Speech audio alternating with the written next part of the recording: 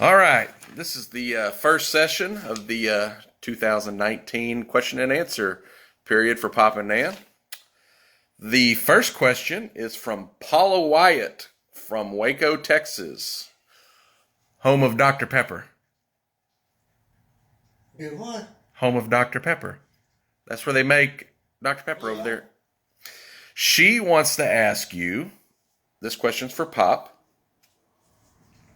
What was the most important event that has happened in your life? What was the most important thing that happened to you growing up?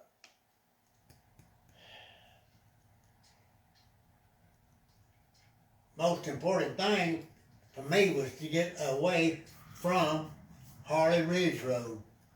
That's the only place I ever went and was going was the Harley Ridge Road. And I wanted to get away from there. So I went into the service. What part of the service did you go? Air Force. Why did you want to go to the Air Force? Because that's the only one I wanted to go was the Air Force. Didn't care for none of them others. Could fly in the Air Force. I didn't mean to. What are y'all playing footsies over there? Back when you were in the Air Force, was your brother in the Air Force too, or did he go to the Marines or Army? Come in 2 weeks after I did, and I didn't even know he was coming in. Was basic training pretty tough? At times, but most of the time it was easy. Where did you do basic training at? Lackland Air Force Base. Where is that? San Antonio. San Antonio? San Antonio, Texas. Didn't you tell me one time that you had to take a train to San Antonio? Me? Yeah. No. Oh. I never have taken a train. Was I just making that up then? Yeah, you just made that up. I don't know. I never been in the train. I think he told me that he took a train down to San Antonio. Maybe I'm thinking of a different time. I ain't never took a train down to San Antonio. That you remember. How do you go? We're on the bus. Oh. On the bus. On the bus. Okay. When you were growing up over there on Harley Ridge Road, the only choices you had was what? Going to college or going to the service? Yeah, that was it. That was the only two things. So I went to service. All right, Nan. This is from Rose Marie Zuniga Morale. I don't know where she's from. She didn't put her location. But when you first got married, did Pop always comment on other women's booties? Yes, he's a booty man. He comments on their booties. He never say much about mine. I don't know why. Why, Joe?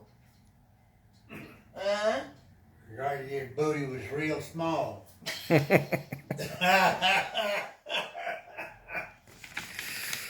All right. This one's for Pop from Keisha Samuels from Orange Park, Florida. Pop, who is your celebrity crush growing up and why? Who was someone famous that you would famous that you thought was beautiful, that you loved? Oh, Lord. I don't know. Really, I don't. You can't think of anyone? No. Movie star? You don't know movie stars? Who did you? Yeah. Well, Marilyn Monroe, There you go. Elizabeth Taylor. There you go. Woo, boy, she was cool. Which one? Elizabeth. What about Marilyn Monroe? Marilyn Monroe, she was a little kooky, but Elizabeth, she was something else. What about Judy Garland? No, Judy, she could sing, but that was all. So out of Marilyn Monroe and Elizabeth Taylor, which one? Elizabeth Taylor, Why? because she was pretty. A lot prettier than Marilyn Monroe. Elizabeth didn't have to put all that garbage on. All right. Nan, This is from Debbie Johnson from Pryor, Oklahoma. Hi, baby. What is the best? Okay, Pop. What is the best anniversary present Pop has surprised you with? Oh, he bought me a little dinner ring with I think about 3 little diamonds in it, and I was shocked that he went to a jewelry store and bought me a little dinner ring, and I still have it. And I had to put a guard on it. It got too big for me, but I still have it. Do you remember buying that ring, Pop? Yeah. What year was it? Oh, Lord, it's 64 years ago. about 52, 53. The year. 1952 or 53? No, we married in 1955. So it was about 64 years. We have been married 64 years. Yeah, about 54. 64. You said you still have that ring? Do you have that ring? I bought it. She has to keep it. All right. This one is for Nan again. Let's see. Nan, what was it like growing up in Puerto Rico in the 1930s and 40s? Was life tough? And what did y'all grow up eating? Well, we live in the country, and my parents had chickens and pigs and goats, and my daddy always kept a garden with sweet potatoes and green beans and gandules, and we ate regular food, no canned food. I didn't know what canned food was, so rice and beans, a lot of rice and beans and vegetables. And I didn't feel it was rough for me. We had plenty to eat. Now, was growing up in Puerto Rico in the 30s and 40s, was life tough? What was it? Was it hard growing up with as many siblings as you had? And, you know, it's not like Puerto Rico in the 30s and 40s was the same as growing up here in the United States, I wouldn't imagine. I was the second. My brother was born 3 years later, so it were not that many in between, but the only thing that I would like to have had was shoes and clothing. Food, we had plenty, never went hungry, but the buying new clothes and shoes, when I went to school the first grade, I went barefoot. So I didn't care. I just was happy to start the first grade when I was 8 years old. And by the 6th grade, I was 14, and I quit school to get a job so I could buy me. The job was babysitting in a family home and making $8 a month. So I didn't only babysit, I washed dishes, but I was contented. I was happy to have a job, was contented. Went to see my family once a month. I gave my mama $2 to meet out of my $8 salary, because taking the bus to from San Juan to where my parents live, it was like 25 cents. So it'd be a 50 cents round trip. But I was contented. I just went along, lived the moment. Was there anything growing up in Puerto Rico that now living in the United States for so long, you look back and say, I wish we did things a little differently. I wish I would have done this. I would have done that. Not really, because at the time we did what we could and there was nothing I wish I could have done different. Uh, I just, when the opportunity is in front of you, you take it. Like I felt quitting the job. When I quit the job babysitting, I went to work at the base where I met my husband, and just seek the opportunity. And when I found he probably knew me before I knew him, because he was eyeing me, but I didn't pay attention to him. And well, 2 weeks after we formally met,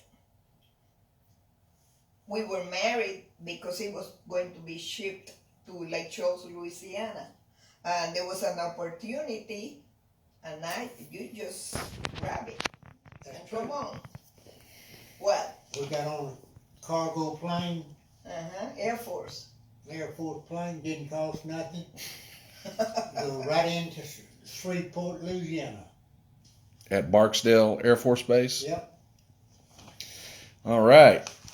Let's see here. Pop, what was it about Nan that made you fall in love with her?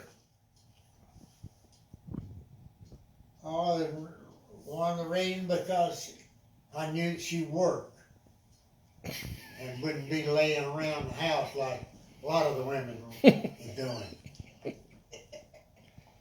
I'm still working. Could she cook a good meal? No, she couldn't cook good. That was one thing she couldn't do, but she learned how her mother could cook. I mean, that woman could cook. You've always told me that Nan learned how to cook a lot from Aunt Allie. Yeah, she learned from Aunt Allie. Cajun food. And yeah, it was Cajun food. Where was Aunt Allie living at the time? Allie Roy. Port Sulphur, Louisiana. Port Sulphur, Louisiana. And Aunt Allie was your father's sister. Yeah. So after he finished in the Air Force, we moved to Port Sulphur, Louisiana, because he got a job offshore in the oil field. So we moved over there. And I learned to cook a lot of French food. Let's see here. Nan, how do you stay looking so young? I have no secret. I have no secret. No secrets, because keeping your face clean, and a little light in nighttime, a little light oil of Olay. Hey, maybe they send me some coupons, oil of Olay in the face. Just kidding. No, I don't do anything special. Good genetics? Yes, it could be, because my mama didn't have that many, didn't show her age that much. And so it could be. And my daddy, I remember he passed at the age of 84, and his face was so smooth. So I guess genetics.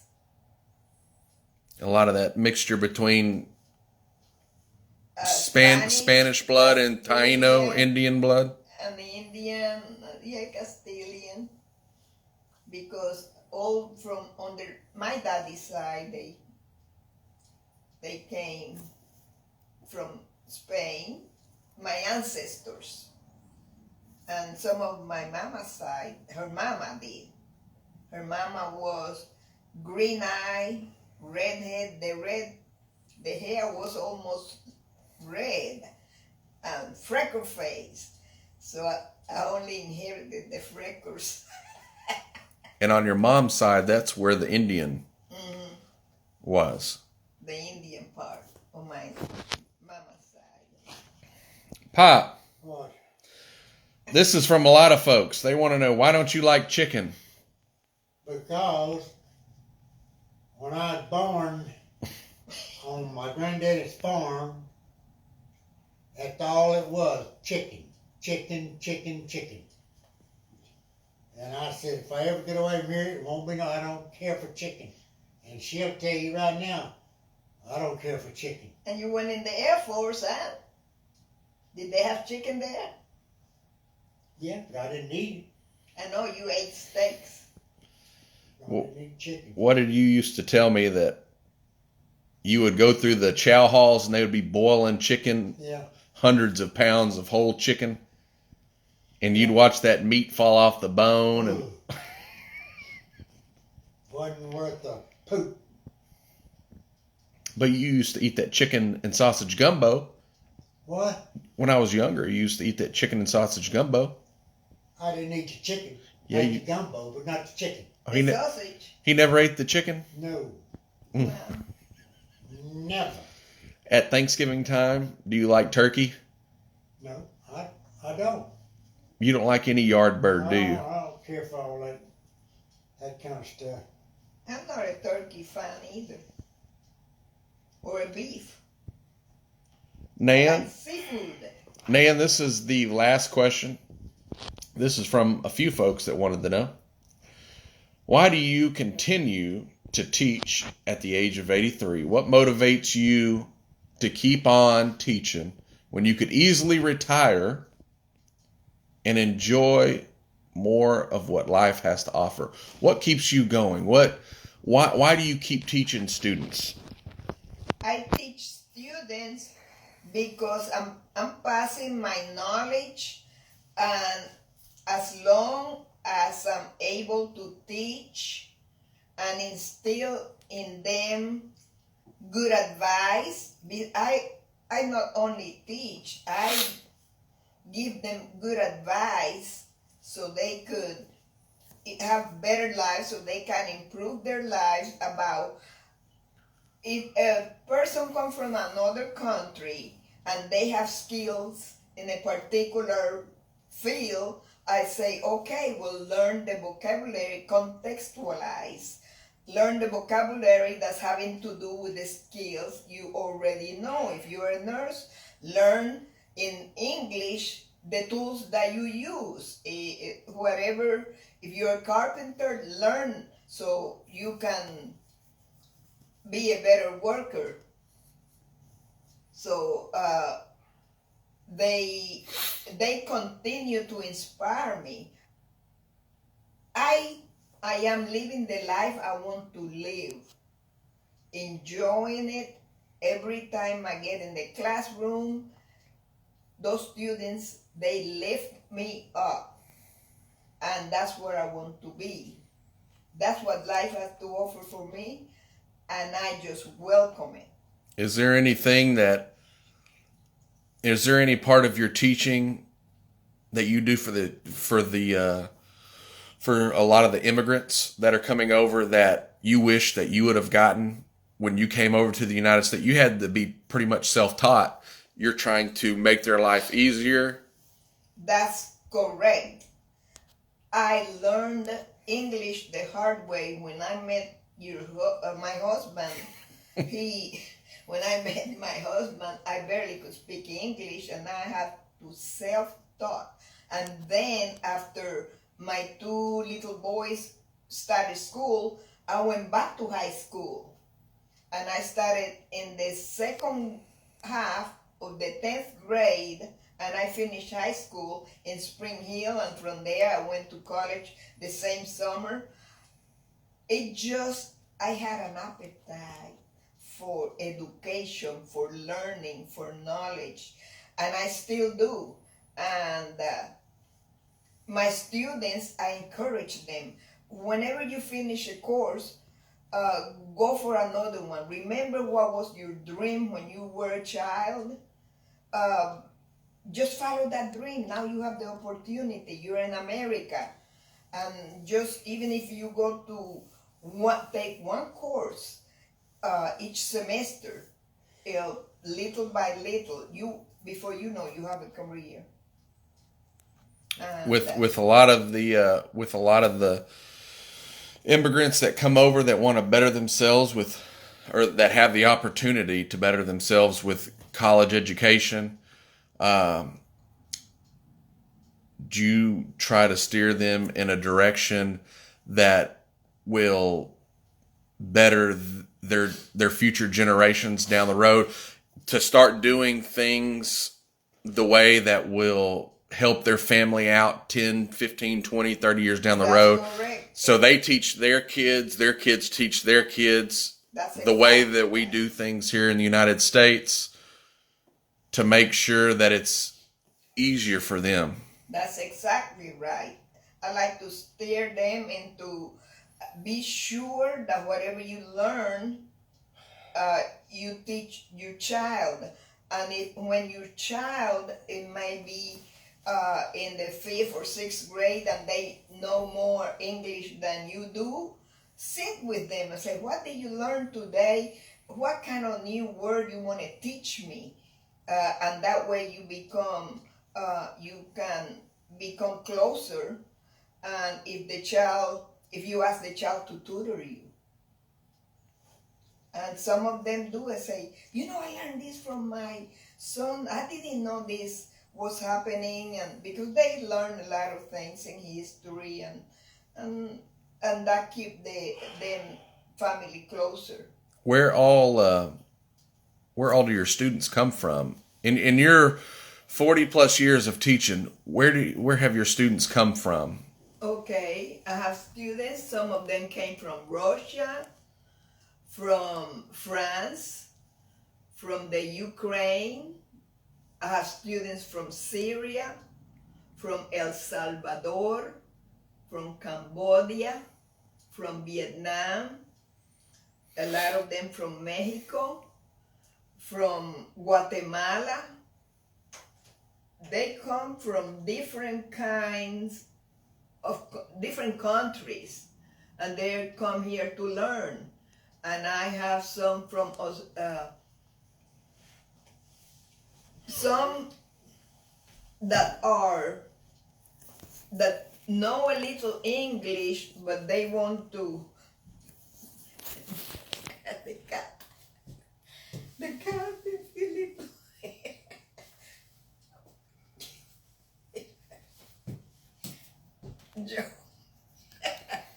So yes, and they come here and they get a job. I had some professional people.